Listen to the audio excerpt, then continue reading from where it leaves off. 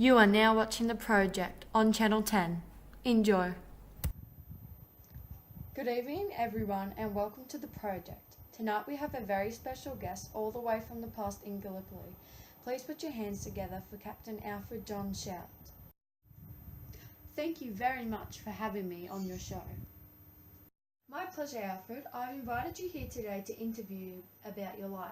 So, question one, what can you tell us about your childhood? Well, I was born on the 7th of August 1881 in Wellington, New Zealand. My dad is John Shout and my mum is Agnes Shout. I have 9 siblings and I'm the eldest child. Plus, I also have 2 half-brothers, William and Frederick McGovern. I was privately educated. When I was about 18, I joined the New Zealand Army. I left to go to South Africa with my elder half-brother William in the early 1900s for the Second Boer War. I was enlisted in the newly raised Border Horse on the 17th of February 1900. The Border Horse was an irregular colony force formed in the Eastern Cape Colony. I was mentioned in dispatches for saving a wounded man before he was discharged. I was then promoted to sergeant on the 7th of May 1901. I then remained in South Africa for the next 5 years, serving as a weaponry man in the Cape Colony Forces in 1903. In 1905, my wife and I had a daughter on the 11th of June that year. Having a wife and daughter, we immigrated to Sydney, Australia in 1907. As a family, we settled in Darlington. Wow, you have a lot of siblings there, Alfred. So question 2, what was your career prior to World War One? Well, as I said before about immigrating to Australia, when I was living in Sydney, I worked for a brewery as a carpenter and joiner. Though when I was in the military, my keen interest still remained. So I joined the Citizens Military Force. Shortly after arriving in Sydney, I was also a regular visitor of the Randwick Rifle Range, where I gained a reputation of an excellent shooter. I was also a foundation member of the 29th Infantry Club. I was commissioned as a second lieutenant in the CMF on 16th of June 1914. Sounds like you have a passion for the military. So question 3, what can you tell us about leading up to World War One? I was enlisted in the Australian Imperial Force on the 27th of August 1914 overseas. I was posted to the 1st Battalion as a second lieutenant in the F Company, commanded by Lieutenant Cecil Sayce. On the 18th of October, the 1st Battalion embarked for Egypt, with me boarding the HMAT, which if you don't know stands for His Majesty Australian Troops, which is a boat. Following a brief stop at Albany, Western Australia, the troops' boat arrived at its destination on the 2nd of December. Shortly after docking in Egypt, the 1st Battalion was reorganised into a formation of 4 companies. I was selected to D Company as a team commander. The battalion spent the next 4 months training in the Egypt desert. I was promoted to lieutenant on the 1st of February 1915. Very interesting. Question 4. Can you tell us about the landing at Gallipoli, which is now named Anzac Cove? Well, as a part of the endeavour to defeat the Ottoman Empire and force a route through Russia, the British War Council formulated an invasion plan of the Gallipoli Peninsula. On the 25th of April 1915, the men of the 1st Australian crew, of which the 1st Battalion was part, landed ashore at Anzac Cove between 5:30 and 7:30 am, among the 2nd and 3rd waves of the Australian troops. The 1st Battalion was meant to be held in reserve but was soon forced into battle. Following a request for reinforcements, I moved up with one of the 1st Battalion companies till the hill featured Baby 700. Arriving at the position around 11 am, I led a party of men to hold the rear left side of the hill as part of the Australians' rearguard action. The associated position on Baby 700 had become awful by that afternoon. which was compounded by the small number of available infantry in the area and the complete lack of artillery support when the Turks launched a counter-assault. By this time, Lieutenant Leslie Morshead and I, from the 2nd Battalion, were the only two surviving officers in their sector of the line. At 4:30 p.m, the Turks broke through the defensive line, and the Australians were forced to abandon their position at Baby 700. I remember being one of the last to evacuate and withdrew down towards the beach. During the retreat, I come across Lieutenant Colonel George Broad, who was the commanding officer of the 2nd Battalion on Walker's Ridge. Broad told me to head to the beach with a request for reinforcements. I accordingly followed his orders and was immediately tasked to lead 200 stray men to reinforce the thin defensive line near Broad's position. By the 27th of April, I had been constantly in action without rest since the landing. That morning, I was sent to Walker's Ridge to replace a wounded officer in a defensive sector of the line. My men and I were subjected to heavy rifle fire throughout the day to fight this. I reorganised my men and exposed myself to the Turks' fire to seek the enemy's position in order to accurately direct my men's rifle fire. Though I was wounded early in action, I refused to leave the front line. As the fight wore on, the Turks closed in on the Australian trench, and I led a charge to hold them at bay.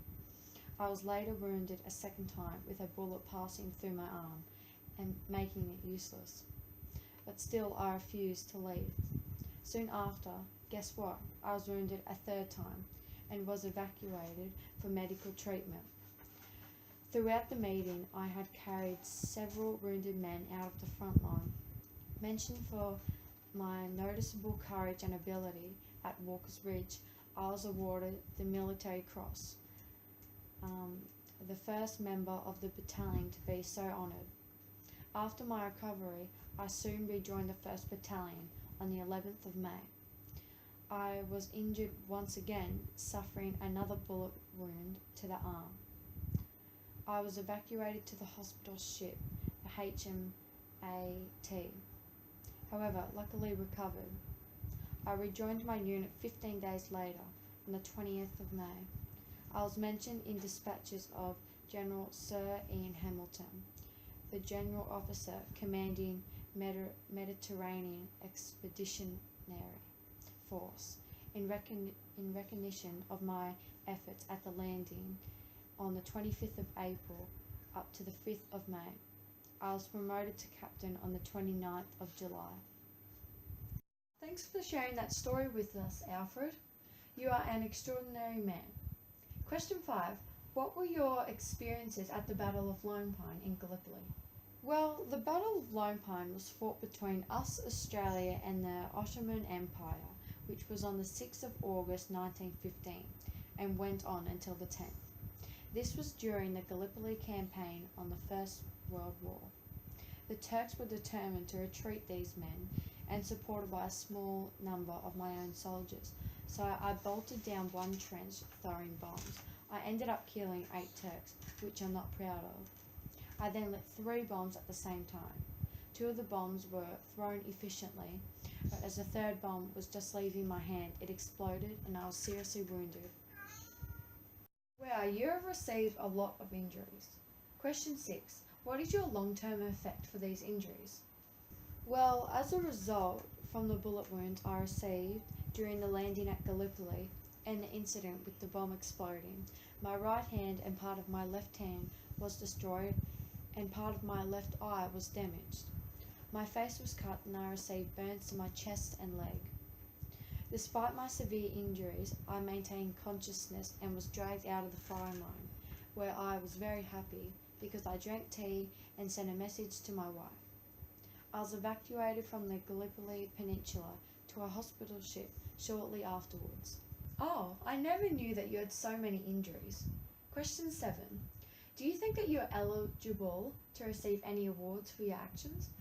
Well, as I said before, I received the Military Cross on the 27th of April 1915 for my actions at the landing at Anzac. However, due to my horrific injuries and brave actions at Lone Pine, I will be highly recommended to be awarded the Victoria Cross. The Victoria Cross is the highest award for acts of bravery in wartime. I heard that Lieutenant Colonel Alfred Bennett, the commanding officer of the 1st Battalion, described my actions at the Lone Pine brilliant. There were rumours going around that I would be awarded the Victoria Cross in recognition of my determined efforts to recover much of the trench system. If I would receive the Victoria Cross, it would be the 7th and final awarded to an AIV for the operations around Lone Pine, and the 2nd to a member of the 1st Battalion. Some of the soldiers said that I also would receive 3 gallantry awards from Gallipoli, which would mark me as the most highly decorated member of the AIF for the campaign. Whether I'm eligible to receive the Victoria Cross, I don't know. During my time in South Africa, I was awarded the Queen's South African Medal in 1899 to 1902. Also, in 1901 to 1902, I was awarded the King's South African Medal. Oh, and did I mention that I also received a British War Medal in 1914? Well, very well deserved awards. Question 8. What other wars were you in and what was your role? I was ranked captain for the 1st Australian Infantry Battalion. This battle was the 1st infantry unit for the AIF in New South Wales during the First World War. The battalion took part in the Anzac landing on the 25th of April 1915. Also in World War I, in Barbaration role, I was ranked the 2nd lieutenant. I also fought in the Second Boer War in South Africa in 1899 to 1902. I was ranked the South African Sergeant. And as I said before, I fought in the Battle of Lone Pine. Question 9. What can you tell us about the communication you have with your loved ones? Well, I was leaving behind my wife and daughter and all my siblings. The ones I wrote most to was my wife and daughter. I believe that as well as fighting and health problems, one of the biggest issues that faced all soldiers was homesickness. All the soldiers were given postcards or headed paper that allowed us to write home for free. Most letters sent were read by an officer who checked it was acceptable to send. He checked for anything that might give away any British Army secrets. He also made sure that letters were not too sad. This was so families did not worry back home. Some letters were sometimes sent without being read by an officer. Soldiers were trusted not to give away information. As well as letters and postcards, newspapers were also sometimes delivered to the trenches. This meant that we could all keep up to date with what was happening in the war, at home and in other parts of the world. This was great because it gave us something else to think about. When the newspapers were delivered, I felt that we all had a break from the war. Question 10. So what is next for you? What is your next journey? Well, due to my wounds and injuries that I received in the battles that I fought in Gallipoli, the doctors recommend that I leave Gallipoli immediately for treatment. I'll be travelling back to Sydney, Australia on the HMAT. What date do you leave Gallipoli? I leave on the 11th of August 1915. Well, thank you very much for having me, but I must be heading off now. Well, thank you very much, Alfred, for coming all the way here to be on our show. Thank you so much for having me on your show. It's been an honour. I just hope that everyone watching this show now knows more about me and about war and what the experiences was like for the soldiers and their families. Well, it's time for me to go now. Bye, Alfred. But don't go anywhere because after the break we will be interviewing the I'm a Celebrity winner, the Queen of the Jungle, Casey Donovan. This just in. Alfred John Stroud has died in his present time on the 11th of August 1915. aged 34, due to his wounds on his way back to Australia on the ship, and he's been buried at sea. Also, no wonder, Alfred was right. Ladies and gentlemen, this just in.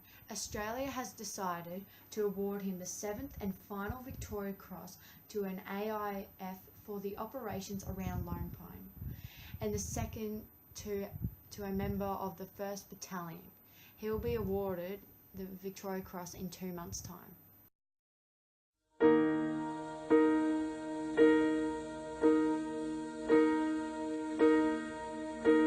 When I am down and oh my soul so weary, when troubles come